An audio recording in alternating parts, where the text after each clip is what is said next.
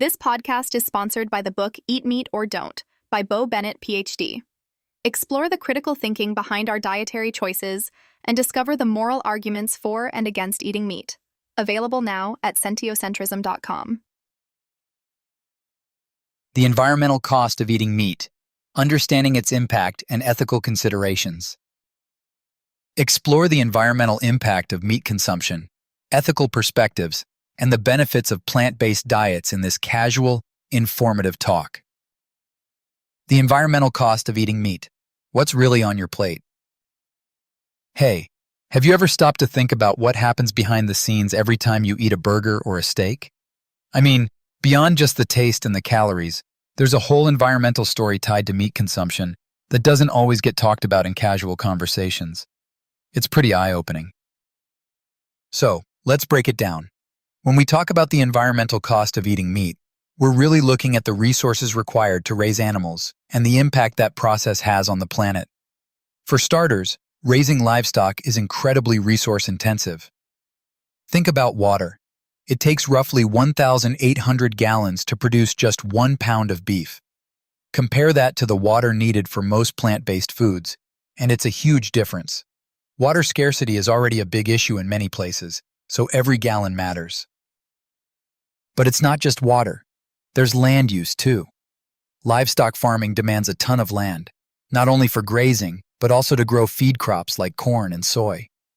This often leads to deforestation, especially in places like the Amazon rainforest. Forests sequester carbon, so when they're cut down to make room for cattle ranches, we lose a major ally in fighting climate change. And speaking of climate, methane emissions from cows don't get nearly enough attention. Methane is a greenhouse gas that's about 28 times more potent than carbon dioxide over a 100-year period. When cows digest their food, they release methane, which significantly contributes to global warming. Now, I'm not trying to guilt-trip anyone here. There are definitely pros and cons of eating meat. Meat is a great source of protein, vitamins, and minerals, and for some people, especially in certain regions, it's an important part of their diet and culture. But on the flip side, there are strong environmental arguments for moving toward plant-based diets, which generally have a much smaller footprint. Some folks are also really excited about clean meat, that lab-grown, cultured meat that could one day replicate the taste and texture of traditional meat without many of the environmental downsides.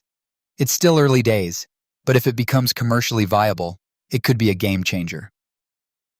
Now, ethical considerations come in here too. There's this idea called sentiocentrism, which places value on the interests of sentient beings. Basically, animals that can feel pain or pleasure. This concept fuels a lot of the ethical eating conversation. Eating meat isn't just about the environment, but also about animal welfare. When you combine both environmental and ethical perspectives, you start to see why many people are rethinking their food choices. But the conversation isn't always black and white. There are reasonable arguments for and against eating meat.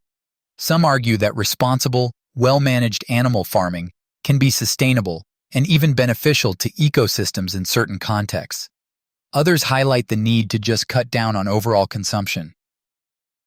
If you want to learn more about these ideas, I highly recommend checking out Eat Meat or Don't. It offers a really thoughtful look at the ethical discussions surrounding eating meat, weighing all these arguments and perspectives, and it's a great resource if you want to engage with the topic from multiple angles. So next time you're planning your meals, it might be worth considering not just what tastes good, but what the environmental impact is behind that plate.